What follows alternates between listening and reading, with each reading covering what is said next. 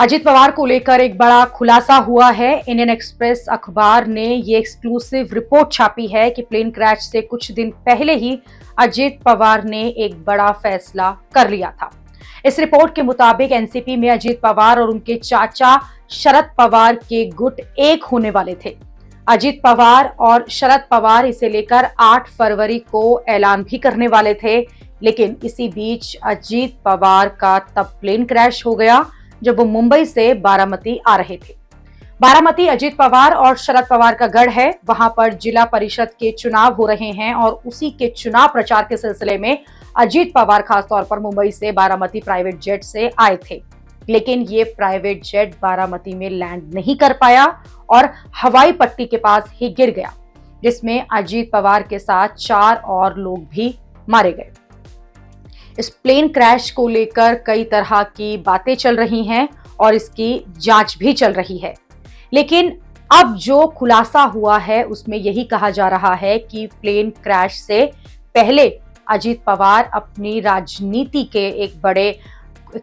को लेकर एक बड़े काम में जुटे हुए थे और ये काम था अपनी पार्टी एनसीपी को फिर से एक करना। खुद अजित पवार ने शरद पवार से अलग होकर एनसीपी के 2 हिस्से कर दिए थे और एनसीपी पर अजित पवार का कब्जा हो गया था, जबकि शरद पवार को एनसीपी के ही नाम से अलग पार्टी और फिर अलग चुनाव चिन्ह लेकर चुनाव लड़ना पड़ा था। लेकिन अब जब महाराष्ट्र में बीजेपी की सरकार है और उसमें अजित पवार भी हैं, तो फिर अजित पवार शरद पवार के गुट को भी साथ आने और पार्टी के मर्जर करने के लिए कह रहे थे। इसी को लेकर बहुत दिनों से चर्चाएं भी चल रही थी। चर्चा इस बात पर चल रही थी कि शरद पवार का गुट भी जो है वो अजित पवार की पार्टी में मिलकर महाराष्ट्र की बीजेपी सरकार में शामिल हो जाएगा। इसको लेकर 16 जनवरी को एक मीटिंग जयंत पाटिल के घर पर हुई, फिर 17 जनवरी को शरद पवार के घर पर मीटिंग हुई। अजित पवार खुद ये संकेत लगातार दे रहे थे कि अगर एनसीपी के दोनों गुट जो हैं फिर से एक साथ आते हैं तो किसी को भी इससे क्या परेशानी है।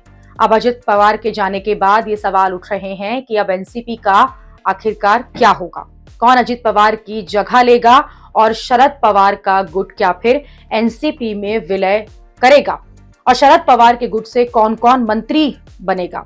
जहां तक अजित पवार के प्लेन क्रैश की जांच की बात है तो जांच चल रही है। शुरुआती जांच रिपोर्ट की अगर बात की जाए, ना तो प्लेन में कोई खराबी बताई गई है, ना ही पायलट की लापरवाही बताई जा रही है। पायलट भी बहुत अनुभवी थे और प्लेन जो है वो भी ठीक कंडीशन में था, कोई तकनीकी दिक्कत भी नहीं बताई जा रही है। ऐसे में ये सवाल उठ रहे हैं कि आखिर फिर क्यों ये प्लेन क्रैश हो गया। ममता बनर्जी से लेकर कांग्रेस तक सबने सवाल उठाए थे और ये तक कहा था कि इसकी निष्पक्ष जांच करनी चाहिए। ममता बनर्जी और अखिलेश यादव ने तो शक भी जाहिर कर दिया था। हालांकि खुद शरद पवार ने कहा था कि यह हादसा है और इस पर राजनीति नहीं होनी चाहिए।